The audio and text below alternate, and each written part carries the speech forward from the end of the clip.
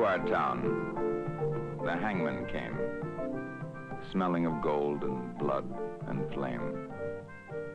And he paced our bricks with a diffident air, and built his frame on the courthouse square. The scaffold stood by the courthouse side, only as wide as the door was wide. A frame as tall, or little more, than the capping sill of the courthouse door.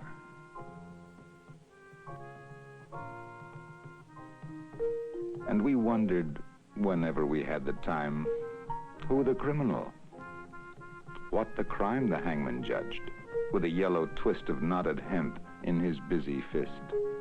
And innocent though we were, with dread we passed those eyes of buckshot lead. Till one cried, "Hangman, who is he for whom you raised the gallows tree?" Then a twinkle grew in the buckshot eye, and he gave us a riddle instead of reply.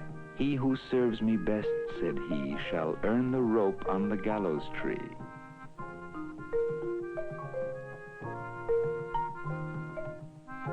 And he stepped down and laid his hand on a man who came from another land. And we breathed again, for another's grief at the hangman's hand was our relief. And the gallows frame on the courthouse lawn by tomorrow's sun would be struck and gone. So we gave him way.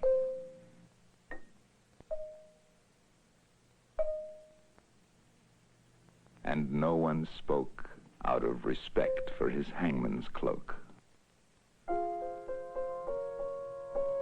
The next day's sun looked mildly down on roof and street in our quiet town, and stark and black in the morning air, the gallows tree on the courthouse square.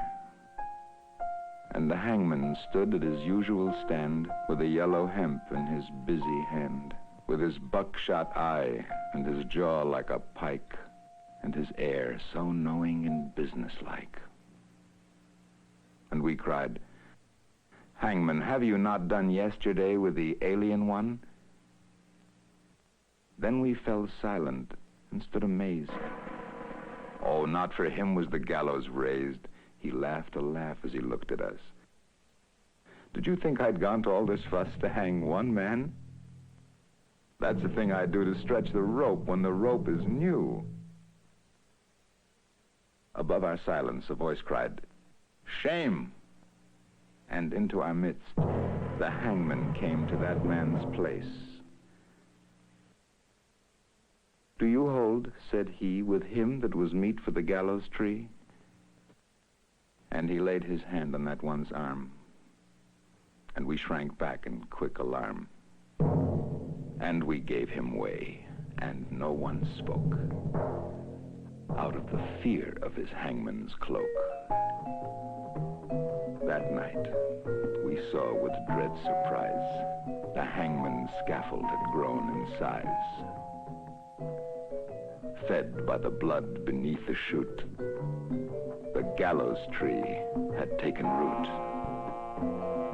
now as wide, or a little more, than the steps that led to the courthouse door, as tall as the writing, or nearly as tall, halfway up on the courthouse wall.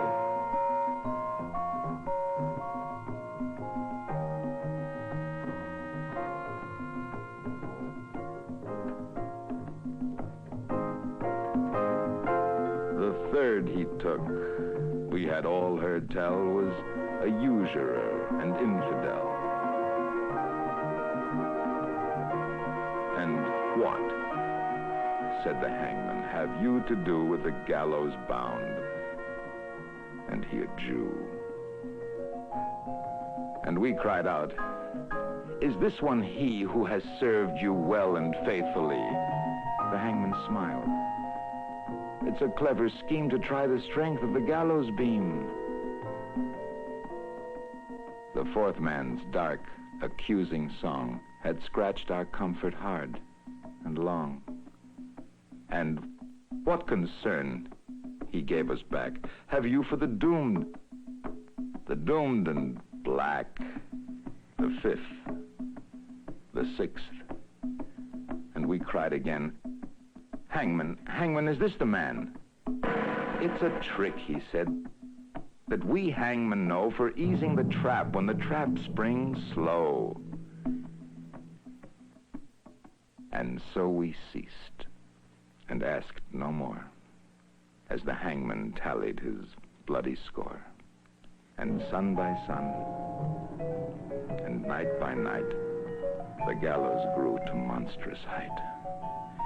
The wings of the scaffold opened wide, till they covered the square from side to side. And the monster crossbeam, looking down, cast its shadow across the town.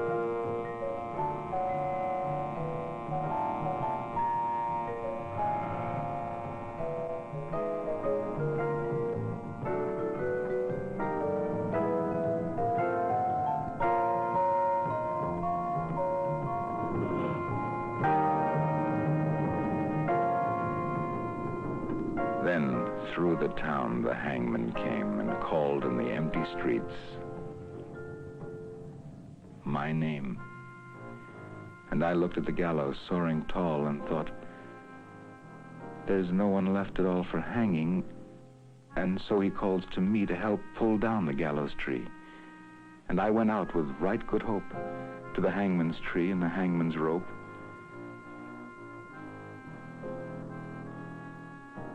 He smiled at me as I came down to the courthouse square, through the silent town, and supple and stretched in his busy hand was the yellow twist of the hempen strand, and he whistled his tune as he tried the trap, and it sprang down with a ready snap, and then, with a smile of awful command, and he laid his hand upon my hand.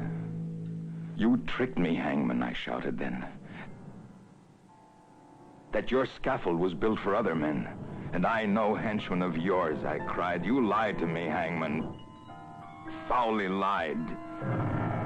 Then a twinkle grew in the buckshot eye. Lied to you? Tricked you, he said. Not I. For I answered straight. I told you true. The scaffold was raised for none but you. For who has served more faithfully than you? With your coward's hope, said he. And where are the others that might have stood side by your side in the common good? Dead, I answered, and amiably, murdered, the hangman corrected me. First the alien, then the Jew. I did no more than you let me do. Beneath the beam that blocked the sky, none had stood so alone as I. And the hangman strapped me, and no voice there cried, stay, for me in the empty square.